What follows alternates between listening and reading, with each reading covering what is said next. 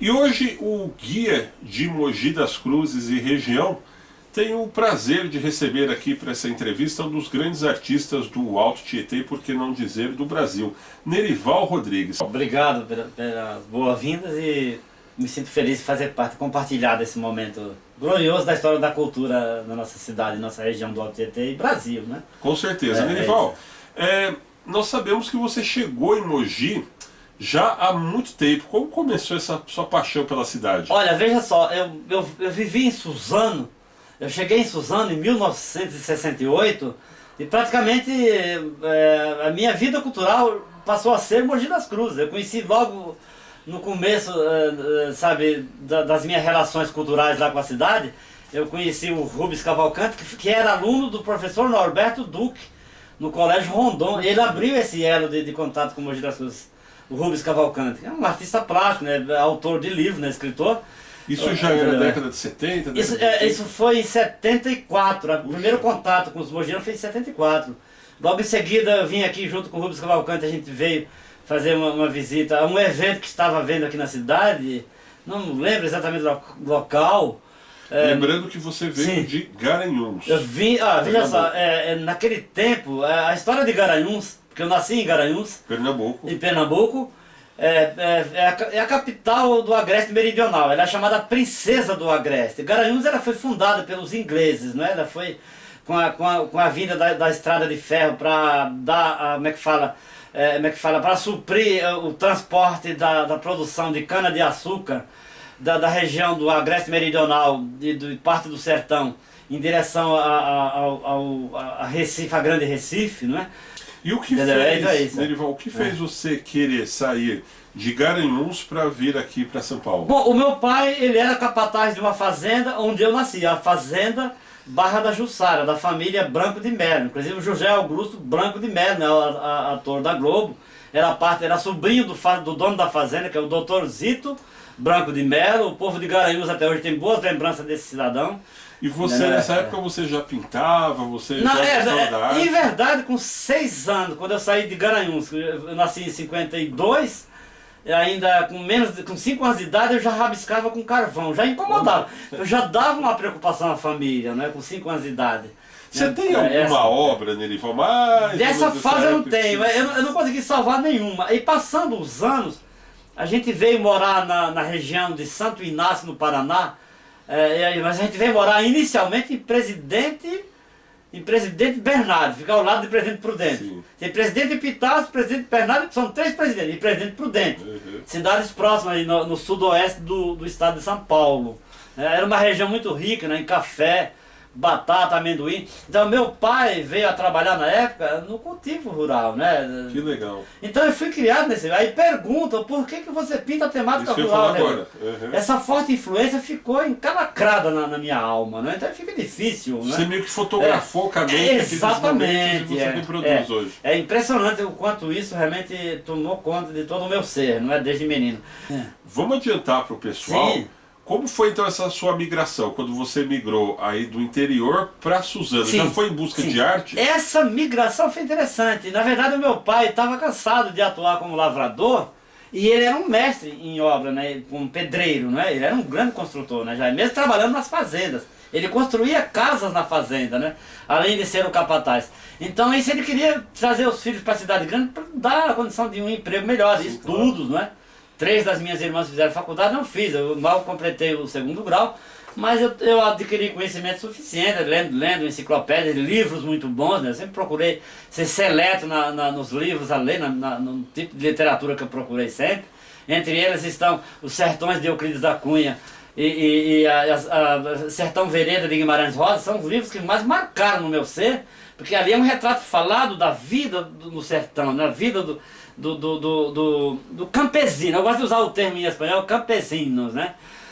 Se fala de camponeses, mas eu gosto do termo campesino. Como eu fui muitas vezes a países latinos, como Costa Rica, onde eu estive 3 vezes, aí dali eu traria uma carga. Eu estudei numa escola chamada Professor José Candeu, ali em Auriflama, cujo método de ensino vinha de Anísio Teixeira a Paulo Freire e Darcy Ribeiro. E o método, os professores trabalhavam felizes. Quando o professor entrava na sala de aula, a gente se levantava e aplaudia os professores. Queria Então, mandar um abraço aqui para outro mestre, só Sim. que esse da fotografia, que é um grande fã seu, que é o Jorge Beraldo, nossa, que inclusive Jorge Beraldo, essa sim. foto que está aqui atrás de nós, essa Sim. imagem que está aqui Sim. atrás de nós, foi feita por ele e cedida gentilmente no ano de 2018 ao Guia de Mogi Nossa. e região. Um grande fã seu, Sim. inclusive, Nerival. Ele é um mestre, obrigado Jorginho, um abraço, cara. E eu lembro que ele participou da equipe do jornal Pícaro, não é? Sim, é. Nossa, Revolucionário, em Mogi, na década de revolucionário. O 80. que foi o Pasquim em São Paulo, Rio de Janeiro, no eixo São Paulo-Rio, para o Brasil. Inclusive o jornal deles, o Pícaro, era lido em Londrina, que é um Sim, grande que centro, onde legal. a minha mulher, a Cida, né? Ela Que é oriunda, legal. nasceu lá na região. Sim. Né? E lá os londrinenses, que a cidade foi fundada pelos ingleses, por isso que vem o nome Londrina, Pequena Londres, né? Em latim, em italiano. Né? Acompanhava Londrina. o jornal. É, acompanhavam. Ele tinha duas bancas no centro da cidade que faziam questão, fizeram um Que intercâmbio legal. com, sabe, com o Jairo Máximo, né, que era o diretor. Vamos aproveitar então, Derival, Vamos lá. vamos entrar nessa atmosfera de anos 80, Então, anos 80. que eu acho que foi um grande período de efervescência da cultura de Mogi das Cruzes, onde nós tivemos Vilma Ramos, Obra Nóbrega, também aí, Ana Marbe, por que não Sim, dizer? a Ana Maria Barbosa, ela Exatamente. marcou na história Você, da cultura mogiana, né? Assis, Sim. Maurício Chaer, que já Sim. vinha um pouco antes, é bem verdade. Isso a gente fala dos que conviveram com a gente, Leôncio Carrasco Duran, os grandes mestres, Barros o Mulato, Sim. Alfredo Volpe, né? Que teve a chácara dele aqui no Alto do Ipiranga, na rua Fernando Tancredo, do 240, não é? E o maior de todos eles, que é o mestre Shang Dashen. Hoje, considerado o quarto maior artista do século XX no mundo, não é? Mas não vamos viajar muito mais. Não viajar muito nessa Vamos falar de anos 80. Agora, os anos Vamos 80 foram falar marcantes que foi a grande porque efervescência. ali surge, remanescente do movimento Tropicália de 68, aquela juventude que viu nascer, ascender a... Lúcio Bittencourt também. Lúcio Bittencourt. Eles se levantaram como uma vanguarda pensadora e produtora aqui. A partir de 1980, não é? 80, 81, começou a se levantar esse novo movimento, que começou lá com a AMBA, a Associação Mogiana de Belas Artes, em 65, que teve o fim em 68 por intervenção, claro, de questões políticas, né? Não precisa de explicar o porquê, Claro, né? claro. Mas aí, essa época, a gente tinha, além então. das artes plásticas, o teatro em Mogi das Cruzes, Nossa, era muito forte. é. Você passou aí por secretários de cultura, como próprio Armando Sérgio. Sim. Você teve ali também um período ali com o Denerjânio, Sim. o próprio professor... Sim, porque veja só, ali nós tínhamos o Teatro Vasco, o teatro Carlos Magno, é isso, né? Que foi um Teatro dos que estiveram isso. aqui na época da criação, né, do teatro. E veja só, mas a partir dos anos 80 surge o chamado teatro de vanguarda, alternativo. Né? Nós tivemos em São Paulo, tivemos consecutivamente em Mogi das Cruzes, que o movimento Tropicália, ele mesmo que com certo atraso, ele foi lançado em 68, quando o Jean e o Castilho, aquela vanguarda, o Chaer, assumiram ali a diretoria da AMBA. Aí os que eram mais conservadores não gostavam, eles fizeram uma semana tropical, né? Com direito a expressões que até então havia aquela coisa do conservadorismo anticomunista, isso, aquilo, não é? Então é terrível. Mogi talvez era mais democrática mesmo? Muito mais, mesmo era muito na mais. época de ditadura militar? Nós tínhamos um governo, com todo respeito, inclusive deve ser citado o nome do prefeito na época, não é? O prefeito Valdemar Costa Filho. Ele foi um grande administrador, não se pode pôr dúvida nisso, né? Um dos melhores da história de Mogi, mas havia um choque entre eles e essa juventude vanguardista, não é? Porque ele queria manter aquele senso conservador. Mas né? o Valdemar era aquela coisa, ele Sim. não ajudava, mas ele também não atrapalhava. Não atrapalhava. E tem uns que se disseram que não atrapalhava, mas cruzava os braços. Nós tivemos um nome que se levantou com essa jovem guarda, como é que fala, pensadora, que é o Denejânio Tavares de Lira. Sim. Entendeu? Temos que ter consenso com esse nome. Tínhamos também o Adamilton Andreucci, também, que ele atuou muito na UMC, né? Outros nomes se levantaram lá. entendeu? A Denise Andere atuou muito na época, nessa Marco vanguarda. Barbosa. Exatamente, Marco Barbosa, estava lá também. O Nelson Albissu foi uma pessoa muito importante na área do teatro também, entendeu? Além de grandes educadores, né? Não vou citar muitos nomes. Pra gente não prolongar. Porque alguns deles já faleceram também, claro. entendeu? Mas a gente tem que dar a entender que foi um movimento muito sério e grandes A gente nomes. está falando nisso, saindo dos anos 80, dos anos 90, a gente já tem os anos 2000 falando propriamente dito das artes plásticas. Aí começam a surgir outros movimentos, como o próprio Frontispício, liderado pelo Zé Muniz, trazendo pessoas de outras cidades, mas que se enraizaram. O Frontispício começou com um jovem talentoso que é muito bom. Nós vamos chegar lá. Tem que falar o nome dele daqui a pouco. Sim, tá? vamos...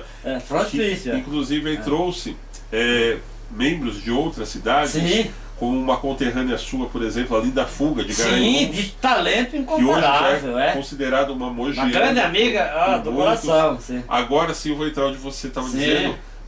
Um grande talento jovem aí, que é o Enzo Ferrara. Enzo Ferrara. Inclusive também que administra da mesma propriedade da sua arte, que é o Naif. Sim, ele tem uma colaboração do Zé Muniz, que temos que dizer o nome do Zé Muniz também. Sim, e outros nomes que estavam ali juntos, né? Que traz aí essa mescla dos artistas contemporâneos com os mais jovens que estão surgindo. Outra coisa importante, você citou a Olga Nobre e o Vilma Ramos, e eles valorizaram no Frontispício a mulher, a figura da mulher na sociedade e no mundo artístico, né? O grupo feminino que até então vivia meio que os escanteios, né? Foi acolhido e trazido à frente da história da cidade de Mogi das Cruzes. Muitas, né? Inclusive, o Zete, estando à frente do Frontispício, ele resgatou aquela questão do artista de rua, que é o artista amador, não amador da maneira pejorativa de se chamar de amador, mas o amador que faz arte porque ama que a pinta arte. ao vivo na praça, daqueles que trabalham com o grafite, daqueles que são taxados de pichadores. Um dos maiores nomes da arte hoje no mercado mundial Jean-Michel Basquiat. Basquiat ele era considerado um pichador, ele foi preso e Andy Warhol foi quem o recolheu, não é? Pagou uma fiança, irá recolheu em casa. Com certeza, mas vamos voltar para Mogi. Aqui em Mogi tivemos esses problemas. Vamos fazer essa análise então desse grupo vanguardista que é o Frontispício. A vanguarda, não é? Que começou aí a partir do meio dos anos 2000 a trazer essa mescla da geração anterior com a nova geração. Um trabalho muito bem feito pelo Zete. O artista de rua tem que entender também que tem um lado musical, que é o hip hop, né?